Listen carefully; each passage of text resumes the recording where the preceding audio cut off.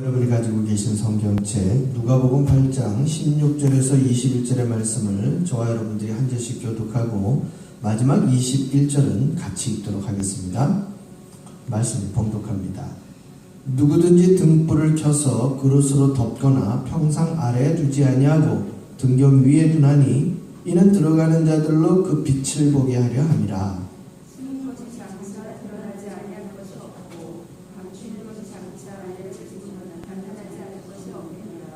그러므로 너희가 어떻게 들을까 스스로 삼가라. 누구든지 있는 자는 받겠고 없는 자는 그 있는 줄로 아는 것까지도 빼앗기리라 하시니라.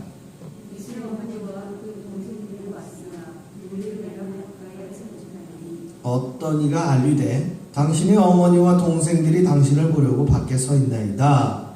예수께서 대답하여 이르시되 내 어머니와 내 동생들은 곧 하나님의 말씀을 듣고 행하는 이 사람들이라 하시니라. 아멘.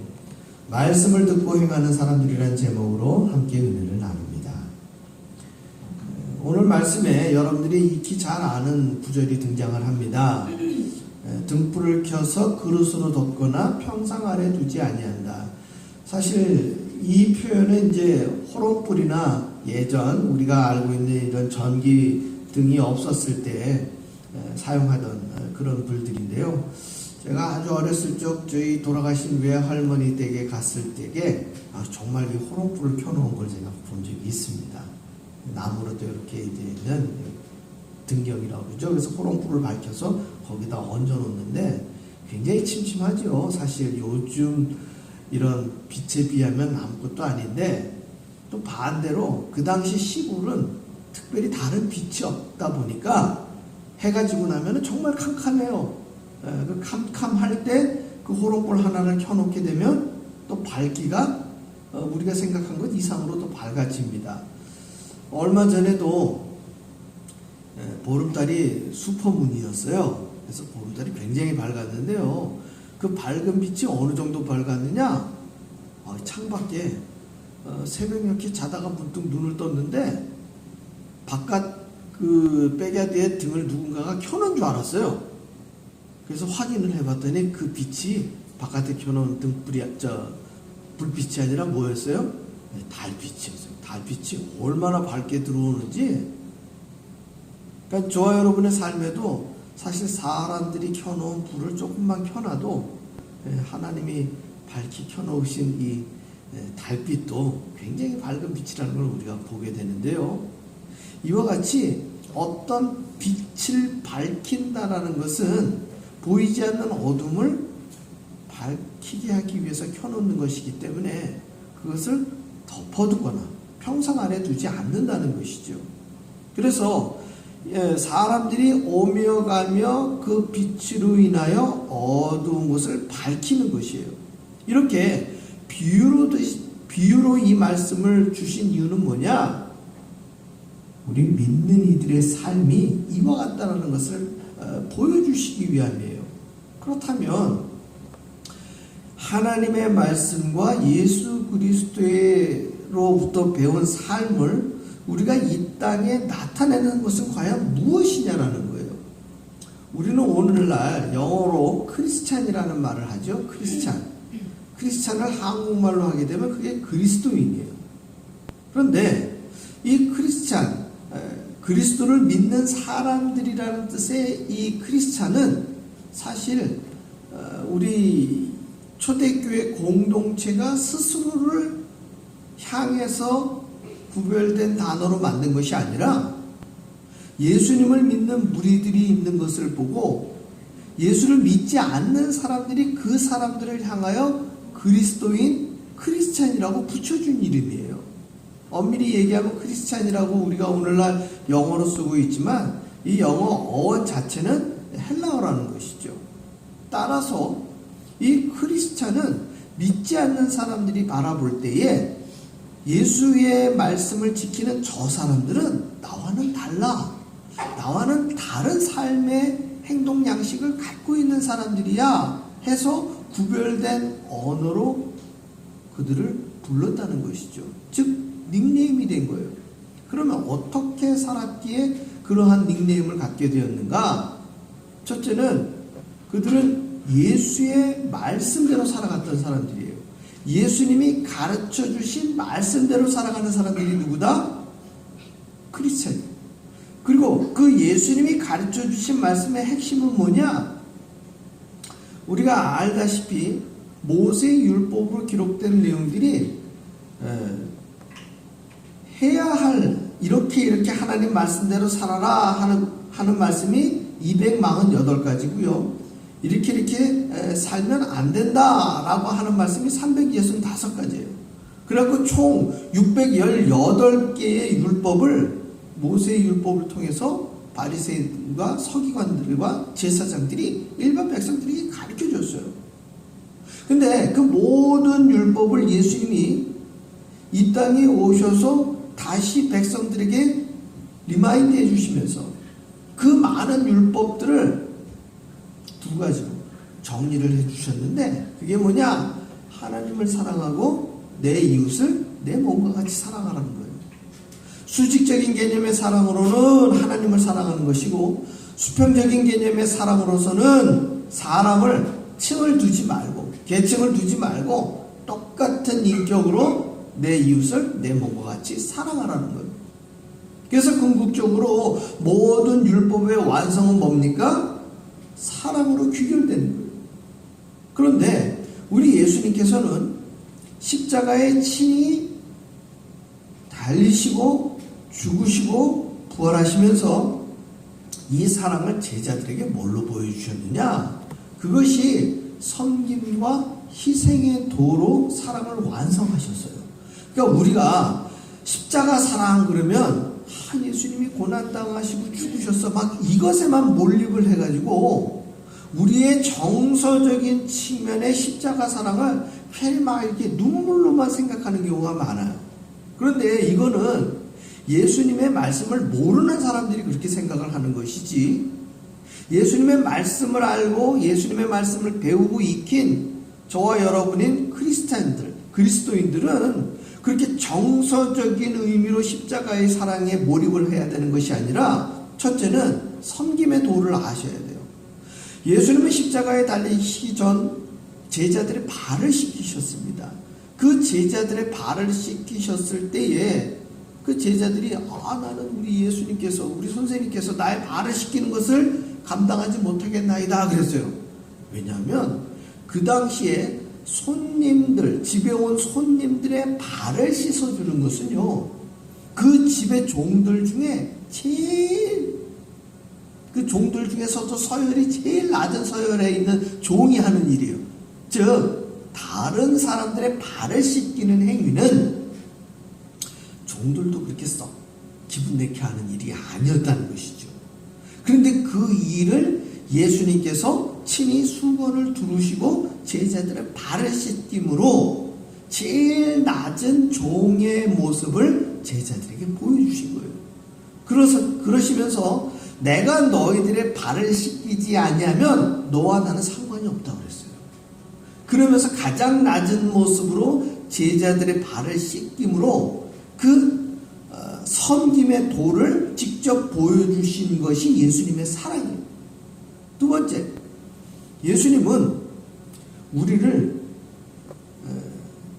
죽도록 죽을 만큼 이렇게 어떤 행위나 모습이 우리 사람들이 이야기하는 최선으로 해주는 말이 뭐예요? 내가 죽도록 사랑해서 죽을 만큼 사랑했어 라고 했지만 우리 예수님은 어떻게 하셨어요? 죽으셨다는 거예요. 죽도록 사랑하는 것과 죽기까지 사랑하는 것은 어떤 차이가 있어요? 그것은 굉장한 차이예요. 그것은 굉장한 차이예요. 이 땅에 어떤 사람도 죽기까지 사랑한 사람은 거의 많지 않다는 거예요. 그런데 우리 예수님은 이 땅의 모든 백성들, 특별히 죄인된 저와 여러분을 위해서 십자가에 죽기까지 그 사랑을 보여주신 거예요. 죽도록 죽을 만큼이 아니라 실제 죽으신 사건을 통해서 희생의 도를 보여주신 거예요. 그래서 우리가 예배당에 있는 이 십자가를 바라볼 때에 단순히 영화나 어떤 성경에 등장한 예수님과 고난과 고통에만 몰입을 해야 될 것이 아니라 예수님이 보여주신 섬김의 도와 희생의 도를 우리가 완성시키고 우리가 머리로 이해한 것을 가슴으로 느끼고 궁극적으로 오늘 말씀을 듣고 행하는 사람들이라고 되어져 있는 이 말씀의 제목처럼 저와 여러분이 가까이에는 가족들에게 섬김의 도를 행하는 것이요, 넓게는 우리가 만나고 있는 모든 사람들에게 이 섬김의 도를 행하는 것이고, 궁극적으로 예수님의 하나님의 말씀을 완성시키기 위해 저와 여러분도 어떻게 되기까지, 죽기까지 이 말씀을 실천하고 전하는 일에 우리의 생명 다하는 일까지 최선을 다하는 그 삶을 우리 주님은 우리에게 기대하고 계신 거예요. 그래서 이 삶이 쉽냐? 사실은 어렵습니다. 이 사랑을 완성할 때 우리 예수님은 말씀으로 뭐라고까지 말씀하셨느냐? 너희 가족들, 형제자매를 사랑하는 거, 그거는 다른 사람들, 하나님을 알지 못하는 사람들도 다 그리하지 않느냐? 그렇다면 너희가 어떻게 사랑해야 되느냐? 그러니까 베드로가 손 번쩍 들고, 제가 7번까지 원수를 용서하고 사랑하겠습니다. 그랬더니 예수님이 그 베드로의 말을 받아서 뭐라고 얘기해요? 7번씩 70번 사랑하라고 그렇게 이야기하죠. 그러면 772 490번 딱 떨어지게 사랑하라는 얘기예요. 그것이 아니라 끝없이, 그리고 궁극적으로 원수를 사랑하라는 말까지 귀결하고 있어요. 그래서 우리가 이 땅을 살아갈 때 말씀을 차라리 몰랐으면, 그런 말씀을 몰랐다면 그저 원수로 생각되는 사람들은 그냥 얼굴 안 보고 살지 이렇게 생각하기 십상이지만, 이게 그렇게 돼야 안 돼요. 우리가 그렇게 안 돼요. 막상 그리 할라치면 항상 이 말씀, 원수를 사랑하라, 내 이웃을 내 몸과 같이 사랑하라 하는 이 말씀들이 우리 마음을 어떻게 해요? 자꾸 이렇게 두드리잖아요. 너 그렇게 하면 안 된다고 예수님 말씀하셨지 하면서 두드리는 거예요. 그래서 이 17절에 나온 말씀이 어려운 말씀 같지만, 제가 지금 설명드린 말씀을 생각하면서 여러분 이 17절을 보십시오. 숨은 것이 장차 드러나지 아니할 것이 없고 감추인 것이 장차 알려지고 나타나지 않을 것이 없느니라. 이 말씀이 가리키는 것은 뭐냐면요, 저와 여러분이 말씀을 배우고 익혔다면요, 주님 앞에서 내가 적절하게 숨길 수 있는 것이 있다 없다? 숨길 수 있는 것이 없다는 거예요. 더 나아가서 이 일이 어떻게 구별이 되느냐? 그러므로 너희가 어떻게 들을까 스스로 삼가라. 누구든지 있는 자는 받겠고 없는 자는 그 있는 줄로 아는 것까지도 빼앗기리라 하시니라. 보세요. 있는 자는 누굽니까? 주의 말씀을 받은 다음에 그 말씀을 지키는 자들이에요. 그 말씀대로 자신의 삶을 살아가는 사람들이에요. 그런데 그 있는 줄로 아는 것까지도 빼앗기는 자는 누구냐면, 서기관과 바리새인들처럼 그 말씀을 익히 아는 사람들이 그 말씀을 알면서도 오히려 예수님의 말씀에 율법에 어긋나는 것이 있나 없나 그거 체크하고, 자기들의 삶은 하나님의 말씀과는 별개로 살아가면서 말씀을 듣는 사람들에게는 어떻게 해요? 예수님이 이 말씀을 이렇게 해요. 자기들은 약대는 삼키면서, 큰 율법들 약대는 삼키면서 하루살이는 거르는 거예요. 그래서 예수님이 안식일에 손 마른 자를 고쳤더니 뭐라고 얘기해요? 왜 안식일에 의료 행위를 하여 율법을 어깁니까? 이렇게 얘기하는 거예요. 그러니까 예수님이 그들을 향하여 뭐라고 얘기합니까? 너희들이 안식일에 구덩이에 빠져 있는 짐승을 어떻게 하느냐? 이렇게 질문하시는 거예요. 모세 율법에 보면은요, 이 안식일에 빠진 소가 잘못해서 안식일에 구덩이에 빠졌습니다. 빠졌는데 다리가 멀쩡하면은요, 그걸 그냥 두라 해요. 그리고 안식일이 지난 다음에 그 소를 구덩이에서 끄집어냅니다. 그런데 구덩이에 빠지는 소가 잘못돼가지고 다리가 다치게 되면 안식일이어도 그 소를 끄집어내갖고 이 소의 다리를 치료하게끔 하게 되어 있어요. 그게 모세의 율법에 그렇게 자세하게 기록이 되어 있단 말이에요. 그런데 안식일에 다친 소를 고쳐주는 것은 괜찮으면서 소보다 더 중요한 사람의 팔을 고쳐주고 있는 예수님의 행위에 대해서는 이 서기관과 바리새인들이 모세의 율법을 어겼다고 그것을 가지고 예수님께 시비를 걸고 있는 거예요. 사랑하는 성도 여러분, 예수님은 이 말씀을 자세히 알고 있으면서 사람들을 괴롭게 하고 율법의 본질을 이루시려고 하는 예수님의 말씀을 걸러내려고 하는 이 사람들은 그 있는 줄로 아는 것까지도 어떻게 한대요? 빼앗아 버린다고 하는 거예요. 이것이 이 당시 예수님이 말씀을 전하고 있는 이 당시의 사람들에게만 해당되는 것이 아니라 오늘날도 마찬가지라는 거예요. 오늘날도 교회 안에 신앙생활을 오래 하신 분들 가운데 본인이 새벽 기도를 하시고 본인이 심야 기도도 하시고 본인이 예배의 모든 공예배의 모든 시간들 다 참석하시면서 그 예배에 빠지는 사람들을요, 오히려 뭐 하는 사람들이 있어요? 그걸 공격의 대상으로 삼는 사람들이 있어요. 어떻게 안수 집사님이 새벽 기도 안 나오시냐고, 어떻게 권사님이 되셔가지고 주일을 빼먹을 수 있냐고 하면서 공격의 대상으로 삼는 사람들이 있어요. 하물며 저는 그런 이야기 하는 사람까지 들었단 말이에요. 예배날, 주일날 예배당에 오시는 여성분들이 치마를 입고 오지 않고 바지를 입고 왔다고 그거까지도 시비를 삼는 분들을 제가 봤어요. 우리 여성분들 주일날 바지 입고 오면 지옥 갑니까? 전혀 아니거든요. 근데 그걸 본인의 율법, 이게 성경의 말씀대로 따지면 그게 자기의예요. 자기의. 그래서 신앙생활 하는 가운데에서 제일 위험한 사람이 누구냐? 자기 의를 가지고 다른 사람을 비판하고 비난의 대상으로 삼는 사람이에요.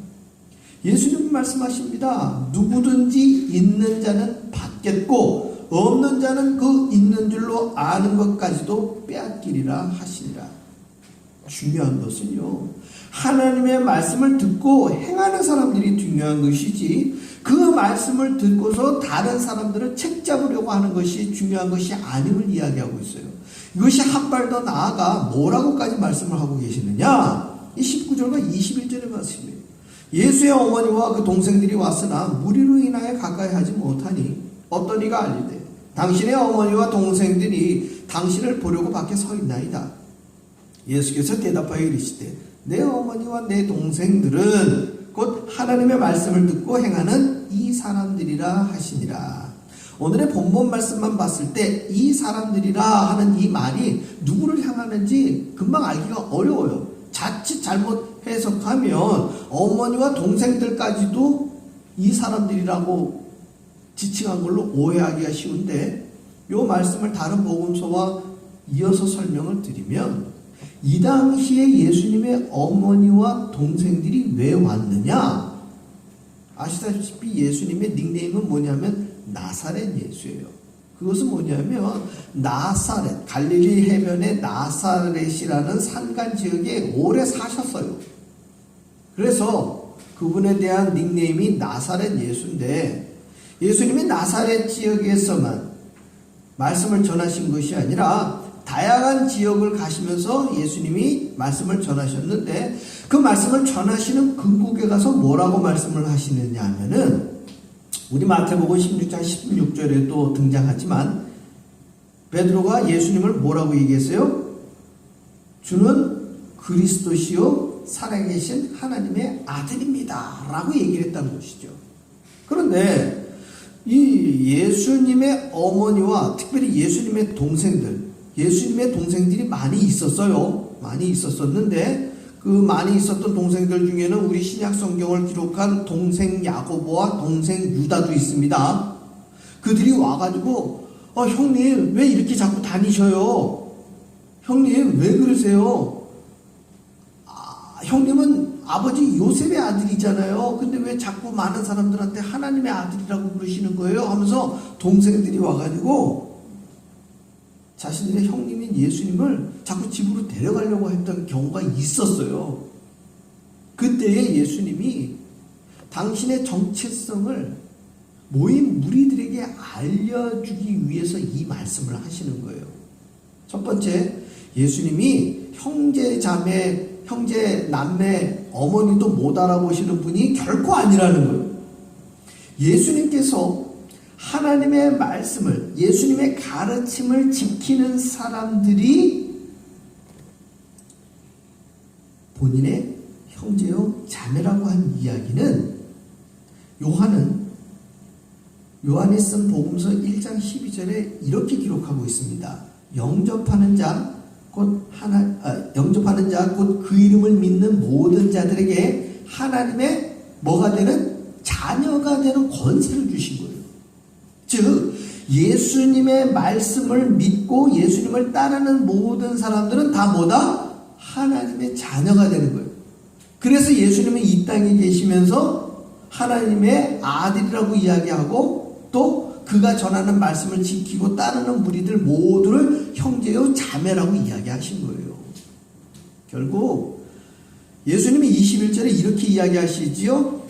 내 어머니와 내 동생들은 곧 하나님의 말씀을 듣고 행하는 이 사람들, 즉 예수님 주변에 있는 많은 사람들이 얘기한 거예요. 사랑하는 성도 여러분, 오늘도 우리가 이 자리에 왜 모였습니까? 예배당에 왜 모였습니까?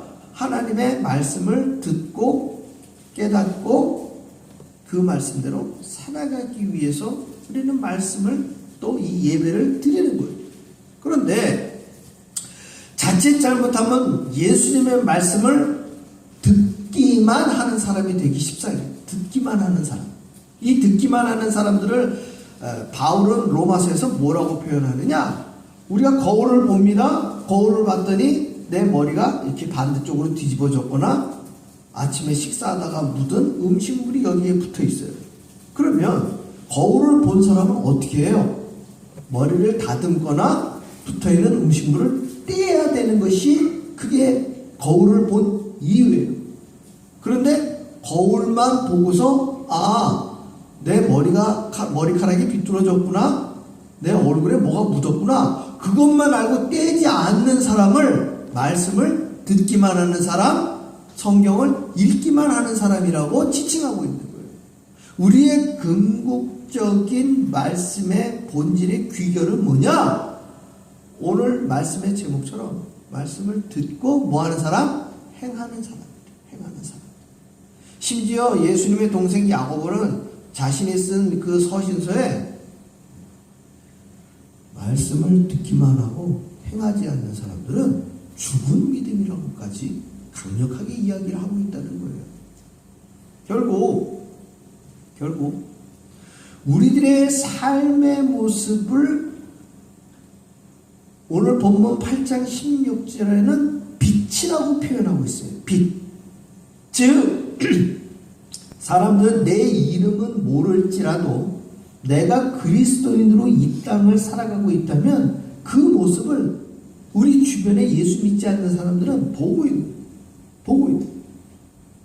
그러면서 우리의 삶이 예수를 믿지 않는 그들과 삶과 구별되어 있고 본질적으로 도덕적으로 무언가 더 나은 삶, 자신과는 구별된 삶을 살아가고 있다면 그 삶의 모습을 보고 자신의 삶을 변화시키려고 힘쓰고 애쓴다는 거예요.